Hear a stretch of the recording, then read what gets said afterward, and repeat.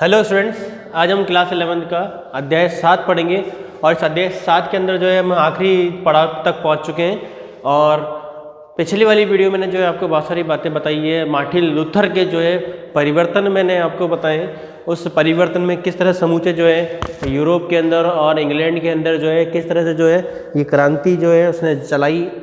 Bible के द्वारा जो है प्रथम मुद्रित जो किताब है उसके द्वारा जो है लोगों तक धार्मिक ग्रंथ घर घर तक पहुंचा और किस तरह जो है ये सारी जो है घटनाएं शुरू हो गई है। तो आइए हम अब शुरू करते हैं इस टॉपिक को। और हमारा आज का जो टॉपिक है वह है कोपरनिकसीय क्रांति, यानी कोपरनिकस। ठीक है, ये किसके समकालीन था? मार्टिन लूथर के। कोपरनिकस, ठीक है। अब कोपरनिकस कहें तो 1473 से जो है 1443, ठीक है। हम देखें 1473 से 1543, ठीक है। ये इसका समय काल रहा है इस कोपरनिकस का, ठीक है। तो देखिए हम 1543, तो इस कोपरनिकस ने जो है एक युगांतकारी परिवर्तन लाया यूरोप के अंदर। अब देखिए क्या था कि अगर हम देखें तो ईसाइयों की ये धारणा थी कि मनुष्य पापी है, जैसे कि बाइबल में लिखा है, और पर वैज्ञानिकों ने पूर्णतः अलग दृष्टिकोण से जो है इस विचार को रखा और यूरोपीय विज्ञान के क्षेत्र में एक युगांतकारी जो है परिवर्तन मार्टिन लूथर के समकालिक जो है हमारे कोपरनिकस 1473 से 1543 में काम में आया। और ईसाइयों का ये विश्वास था कि जो है पृथ्वी जो है पाप से भरी हुई है और पाप की अधिकता से वो क्या है, पृथ्वी स्थिर है, ठीक है। पृथ्वी जो है ब्रह्मांड में बीच में स्थिर है और जो है इसके चारों ओर खगोलीय ग्रह जो है घूम रहे हैं, ठीक है। अब आप देखिए कोपरनिकस से पहले हम देखते हैं कि उस समय यूरोप में माना था कि पृथ्वी जो है पाप से भरी हुई, वो स्थिर है और उसके चारों ओर जो है खगोलीय पिंड जो है चक्कर लगा रहे हैं, ठीक है। ये किसके अकॉर्डिंग था? बाइबल के अकॉर्डिंग। पर यदि हम देखें तो कोपरनिकस ने क्या करा, देखिए आप, कोपरनिकस की जो है घोषणा की कि पृथ्वी समेत सारे ग्रह सूर्य के चारों ओर चक्कर लगा रहे हैं। जैसा कि आज हम वर्तमान समय में हम देख रहे हैं, ये जिस तरह हमारा जो खगोल विज्ञान है ये भी हमें बताता है कि हमारी पृथ्वी जो है सूरज के चारों ओर चक्कर लगा रही है। उसके अलावा और जो 8 ग्रह हैं, 7 ग्रह जो हैं, ठीक है, वो भी पृथ्वी के चक्कर लगा रहे हैं, ठीक है। तो इस तरह से हम देखें तो इसने घोषणा करी कि पृथ्वी समेत अन्य ग्रह भी जो है सूर्य के चारों ओर चक्कर लगा रहे हैं। तो कोपरनिकस जो एक निष्ठावान ईसाई था और इस बात पर से भयभीत थे कि उनकी यह नई खोज से जो है परंपरावादी और ईसाई धर्म अधिकारियों से घोर प्रतिक्रिया उत्पन्न हो सकती है। और फिर देखिए यही कारण था कि वो अपने पांडुलिपि दी रेवोल्यूशनियस को जो है प्रकाशित नहीं करना चाहता था, ठीक है। तो देखिए आप कोपरनिकस के बारे में हम बताते हैं आपको। तो उसके बाद देखिए आप, कोपरनिकस ने क्या करा कि अपने ये घोषणा कर दी कि पृथ्वी स्थायी नहीं है, पृथ्वी भी घूम रही है और वो पृथ्वी अपने अक्ष पे घूमने के साथ साथ जो है वो किसके चक्कर लगा रही है? सूरज के। तो इस तरह से जो है यूरोप के अंदर जो पादरी वर्ग है, जो धर्मावलंबी जो है उनका अस्तित्व खतरे में आ गया। और उसने अपनी जो है कोपरनिकस ने अपनी पांडुलिपि दी रेवोल्यूनिबस में ये इसको प्रकाशित नहीं किया। ये इस कोपरनिकस की जो है क्या है, पुस्तक का नाम है, इसलिए इसने जो है अपनी पुस्तक को प्रकाशित भी नहीं किया कोपरनिकस ने। और इस तरह से जो है कोपरनिकस की क्रांति जो है आगे बढ़ने लगी। और फिर उसके बाद में जो है जोहानेस केपलर और गैलीलियो, ठीक है, ठीक है। तो जोहानेस केपलर में देखिए आप 1571 से 1630, ठीक है, और गैलीलियो 1564 से 1682, ठीक है। इन्होंने भी जो है कोपरनिकस के जो है इस विचार को आगे बढ़ाया और इसके विचार को क्रांति मिली। जोहानेस केपलर ने जो है 1571 से 1630 के अंदर जो है कॉस्मोग्राफिकल मिस्ट्री, तो जोहानेस केपलर की जो किताब है कॉस्मोग्राफिकल मिस्ट्री और गैलीलियो की जो किताब है दी मोशन। तो कई बार ये एग्जाम में आता है, इनकी किताबों के नाम बताइए। कोपरनिकस की किताब है पांडुलिपि दी रेवोल्यूशनिबस और जोहानेस केपलर की जो किताब है कॉस्मोग्राफिकल मिस्ट्री। और गैलीलियो की जो किताब है दी मोशन, तो इस तरह से जो है कोपरनिकस के इस विचार को जो है काफ़ी उत्साह मिला। और जब इनके समकालीन जो और भी जो व्यक्ति इन्होंने जो है ब्रह्मांड और खगोल विज्ञान के बारे में जानकारी देना शुरू हुआ, तो धीरे धीरे जो है यूरोप के अंदर जो जितने जो आडंबर थे पृथ्वी को लेकर, स्वर्ग को लेकर, ये सारे आडंबर जो है ख़त्म होने लगे और सूर्य केंद्रित जो है सौरमंडलीय सिद्धांत को लोकप्रिय बनाया, जिसने वो सिद्ध हुआ कि सारे ग्रह सूर्य के चारों ओर वृत्ताकार रूप में नहीं बल्कि दीर्घ वृत्ताकार मार्ग पर जो है परिक्रमा करते हैं। गैलीलियो ने अपने ग्रंथ दी मोशन के अंदर भी इस बात का खंडन किया है। तो इस तरह से जो हम देखें तो गैलीलियो की जो किताब है दी मोशन, इसमें गतिशील विश्व के सिद्धांतों की पुष्टि की और विज्ञान के जगत में इस क्रांति में न्यूटन के गुरुत्वाकर्षण के सिद्धांत के साथ ही अपनी पराकाष्ठा की ऊंचाई को छू लिया। तो इस तरह से जो है कोपरनिकस की क्रांति में ये बताया गया है किस तरह जो है कोपरनिकस ने जो है, जोहान्स केपलर ने जो है, गैलीलियो ने जो है और न्यूटन ने जो है अपने सिद्धांतों के आधार पर जो है बाइबल के जो भी बातें या धार्मिक आडंबर की जो बातें हैं वो इन बातों का खंडन किया और स्वर्ग और पृथ्वी के जो है पाप संबंधी जो काम जो है, ये जितनी जो गतिविधि गतिशीलता है उन सब का खंडन किया। तो इस तरह कोपरनिकस की क्रांति जो है ये सक्सेसफुल रही और इन जोहान्स केपलर, गैलीलियो और न्यूटन के सिद्धांतों ने जो है इस बात का खंडन किया। जितने भी जो अंधविश्वास थे ईसाई धर्म के अंदर, उन ईसाई धर्म के अंदर जो है अंधविश्वासों को उन्होंने जो है खारिज कर दिया अपनी इस खोज से और घोषणा से। तो इस तरह देखिए कोपरनिकस की क्रांति, तो कई बार एग्जाम में आता है कोपरनिकस की क्रांति के बारे में बताइए। तो इस तरह से आप जो है इन वैज्ञानिक जो है जो महान हस्तियाँ हैं इनके नाम लिखकर, इनकी बुक के नाम लिखकर जो है आप एग्ज़ाम में जो है फुल मार्क या पूरे अंक हासिल कर सकते हैं। तो उसके बाद देखिए ब्रह्मांड का अध्ययन।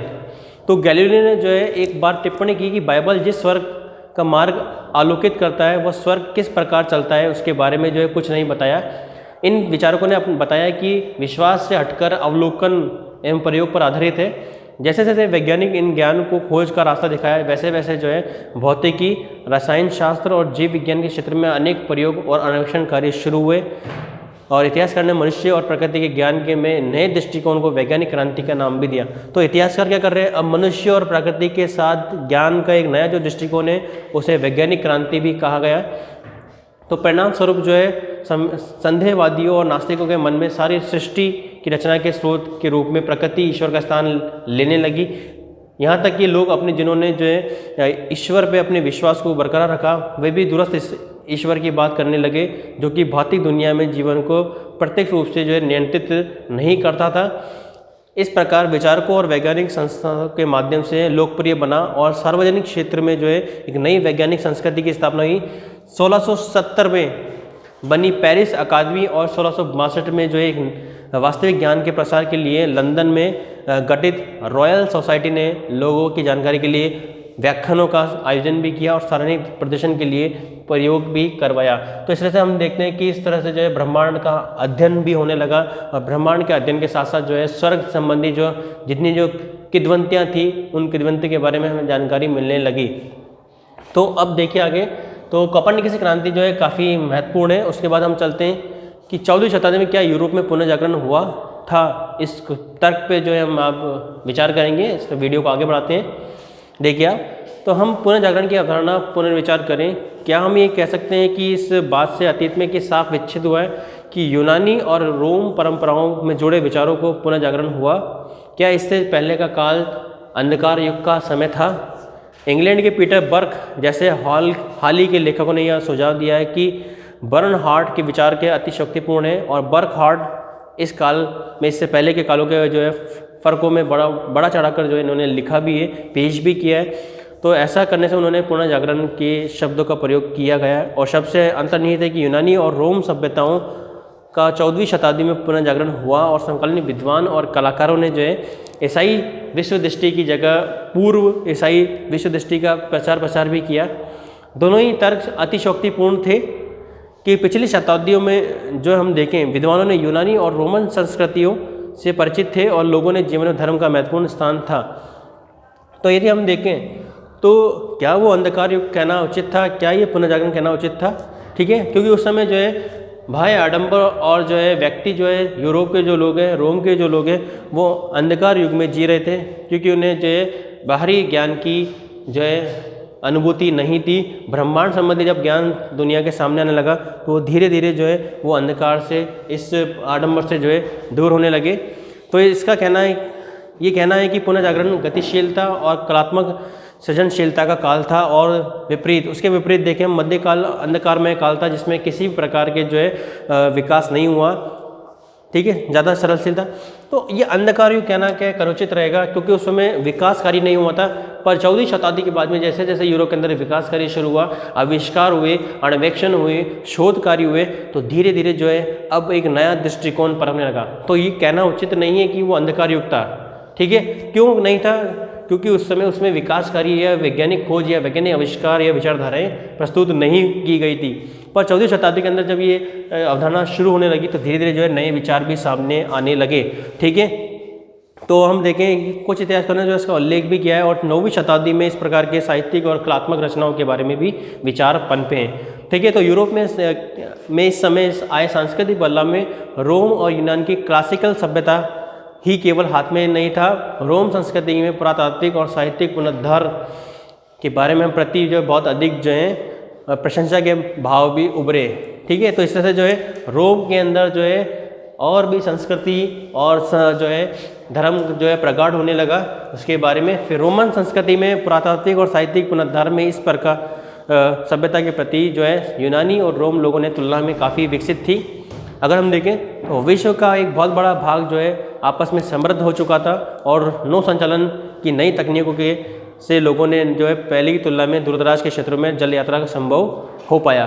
तो जब वैज्ञानिक आविष्कार होने लगे तो अब यूरोप के व्यक्ति जो है वो नौ संचालन में काफ़ी निपुण हो गए, नेविगेशन का काम इस्तेमाल होने लगा, और इस तरह से जो है एक अन्य महाद्वीप की भी खोज होने लगी, जिस तरह अमेरिका की खोज हुई, ठीक है। तो अब इस्लाम के विस्तार और मंगोलों की विजय में एशिया और उसके उत्तरी अफ्रीका के यूरोप में राजनीतिक दृष्टि से नहीं बल्कि व्यापार और कार्यकुशलता के ज्ञान की सीखने के लिए भी जोड़ दिया गया। यूरोपियन ने न केवल यूनानियों और रोमवासियों के से सीखा बल्कि भारत, अरब और एशिया और चीन से भी ज्ञान प्राप्त किया, और बहुत लंबे समय तक जो इन ऋणों को स्वीकार नहीं किया गया, क्योंकि वो इस काल का इतिहास लिखने की प्रक्रिया को प्रारंभ हुआ तब इतिहासकारों ने उसके यूरोप केंद्रित दृष्टिकोण को सामने रखा। तो यूरोप के लोगों को जो है एशिया से, अरब कंट्री से, अफ्रीका से और भी महाद्वीप से जो है ज्ञान की प्राप्ति हुई, उस ज्ञान को उसने स्वीकार किया और उस ज्ञान को फिर जो है विश्व के सामने जो है रखा और उसको मान्यता दी गई। इस काल में जो महत्वपूर्ण परिवर्तन हुए उससे धीरे धीरे निजी और सार्वजनिक दो अलग अलग क्षेत्रों में बनने लगे। यानी अब जो परिवर्तन हो रहे हैं वो क्या हो रहे हैं? निजी और सार्वजनिक। जीवन के सार्वजनिक क्षेत्रों का तात्पर्य सरकार के कार्य क्षेत्र और औपचारिक धर्म से संबंधित था, और निजी क्षेत्र में परिवार और व्यक्ति का निजी धर्म था, ठीक है। तो यहाँ पर देखिए अब दो कार्य हो चुके हैं, दो सोच हो चुकी है। एक होता है सार्वजनिक और एक होता है निजी। तो सार्वजनिक तो क्या होता है? सरकार का कार्य क्षेत्र और राजनीति से संबंधित है, और निजी में क्या होता है? उसका परिवार और परिवार के सदस्य जो है वो निजी क्षेत्र के अंदर आते हैं, ठीक है।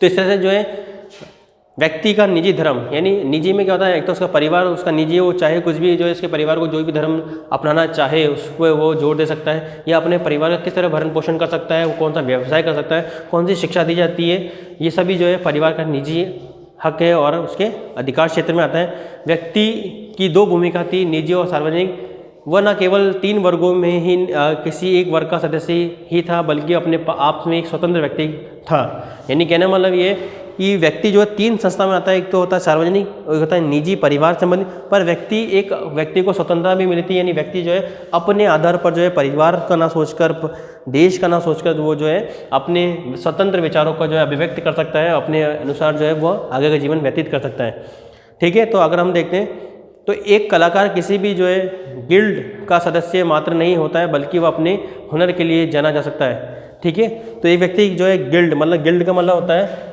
किसी विशेष पद स्थान। गिल्ड में होता है पद स्थान, यानी जो कलाकार है जो दरबार में बैठ रहा है वो एक गिल्ड नहीं है, वो क्या है? उस कला से संबंधित है, ना कि उस पद से संबंधित है, ठीक है। तो प्रत्येक व्यक्ति को एक समान राजनीतिक अधिकार भी है। और इस काल के अन्य महत्वपूर्ण विशेषता ये थी कि भाषा के आधार पर जो है यूरोप के विभिन्न क्षेत्रों में अपनी पहचान बनाना शुरू कर दी, और पहले आंशिक रूप से रोमन साम्राज्य और बाद में जो है लातिनी भाषा ईसाई धर्म द्वारा जोड़े यूरोप और अलग अलग राज्यों में बंटने लगे और इन राज्यों का जो है आंतरिक जुड़ाव का कारण जो था वह था भाषा का होना। यानी जो है अब जब धीरे धीरे जब मानवीय विकास हो रहा है, क्षेत्र का विकास हो रहा है, तो धीरे धीरे जो है अब भाषाई आधार पर जो है राष्ट्रों का, राज्यों का निर्माण हो रहा है और धीरे धीरे जो है क्षेत्र का विकास हो रहा है। तो इस वीडियो में जो है हमने आपको जो है कोपरनिकसीय क्रांति के बारे में बताया। उस कोपरनिकसीय क्रांति के अंदर जो है कोपरनिकस की रचना है पांडुलिपि द रेवोल्यूश निबस और जोहान्स केपलर की जो है कॉस्मोग्राफिक मिस्ट्री, गैलीलियो की दी मोशन। तो कई बार एग्जाम में जो है ये वन वर्ड के क्वेश्चन भी आते हैं, तो इसे आपको याद रखना है, ठीक है। तो किस तरह कोपरनिकस क्रांति में जो है केवल खगोल विज्ञान के द्वारा जो है बाइबल या उसके अलावा ईसाई धर्म में जो आडंबर थे उस आडंबर को जो है खत्म कर दिया खगोल विज्ञान, ठीक है। खगोल विज्ञान को जो है के द्वारा जो है अंधविश्वासों को, आडंबर को खत्म कर दिया गया और इस तरह से इन सभी कार्यों को, इन सभी व्यक्तियों के विचारों को जो है कोपरनिकसीय क्रांति भी कहा गया है और ब्रह्मांड के बारे में और अधिक जानकारी भी मिली है। तो इस तरह से जो है सार्वजनिक और निजी जो धर्म जो था वो यूरोप के अंदर चलने लगा और धीरे धीरे जो है इसका विकास होने लगा और इस तरह से यूरोप के लोगों में जो है धार्मिक आडंबरों से वो दूर हटकर अब नए ज्ञान की ओर अग्रसर हो रहे हैं और इस तरह से जो है यूरोप के अंदर जो है एक नई विचारधारा का शुरुआत हो रही है। और ये नई विचारधारा क्या था? पुनर्जागरण, ठीक है। तो उस समय अंधकार युग ना कहकर आप उसे एक युग कह सकते हैं क्योंकि वो युग नहीं था।